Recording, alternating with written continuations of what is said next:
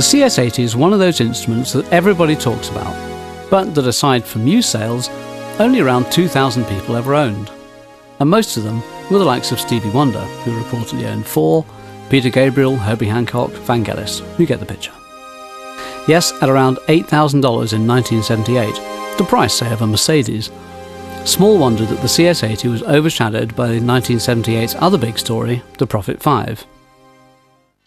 Never having been the height of fashion, the CS-80 is essentially a synthesizer bolted onto a home organ, but boy does it sound good. Few instruments before or since can produce such a quirky, innovative and generally indefinable range of sounds. The CS-80 might be most famous for its range of powerhouse brass sounds, but it can also be delicate, can be warm, funky and very analogue sounding, but it can also be totally electronic and machine-like. Yamaha called the CS-80 a polyphonic playable portable instrument conceived for live performances. Well, the portable aspect might only have applied to gorillas. It does weigh in after all at over 100 kilograms. But the rest does paint an accurate picture of a CS-80 customer in 1978. This is a dual oscillator synth, each offering variable pulse or sawtooth waveforms plus noise. There are independent high-pass and low-pass filters, each with resonance and filter cutoff sliders, although they do share envelope generators. A key feature of the CS-80 is the ring modulator, which has its own mini envelope generator plus speed and depth and modulation controls. Bon Jovi's David Bryan used this CS-80 feature to good effect on their Keep the Faith album. Ring mod needn't be just used for weird clangorous sounds though. It also can be good for more subtle effects, like adding some shimmer to string patches. Meanwhile, LFO parameters include routing to VCO, VCA and VCF, and a choice of 5 waveforms, plus the option of being externally controlled. Although this is an 8-voice instrument, you can see from the mirror image control panel that it really operates as 2 independent 4-voice instruments, and indeed 2 independent sounds can be layered.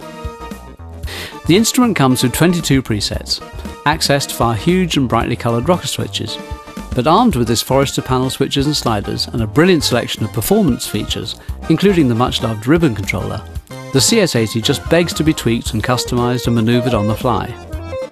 The ribbon controller is primarily designed for pitch bending, but it can also be used for producing finger vibrato or trills. The trick is to use a little finger as a starting point, and with your first finger slide up to a pitch, or just play trills. Stevie Wonder reportedly even wore out his pitch ribbon. Programming on a CS-80 is, well, interesting. Essentially, you have to recreate your panel settings on this minuscule set of sliders hidden beneath a little trapdoor. Cute? For sure. Practical? No.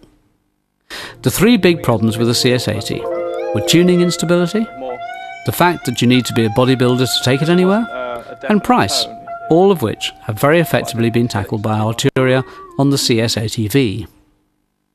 Using the same TAE or True Analog Emulation technology that was used on the groundbreaking Moog Modular V and Mini Moog V products, the CS-80V has drawn praise from the very top of the sound design industry.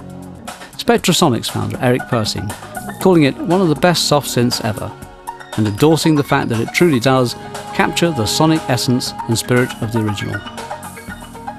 As always though, Arturia is not satisfied with only slavish attention to detail, and the CS-80V goes on to offer a modulation matrix, multi-timbral mode, an arpeggiator and a stereo delay that the physical instrument did not, but surely would like to have had. Add in more than 400 presets from some of the world's leading sound designers, and full MIDI control of course, and it's not just your back that'll be thanking you for choosing emulation over real in this very large case.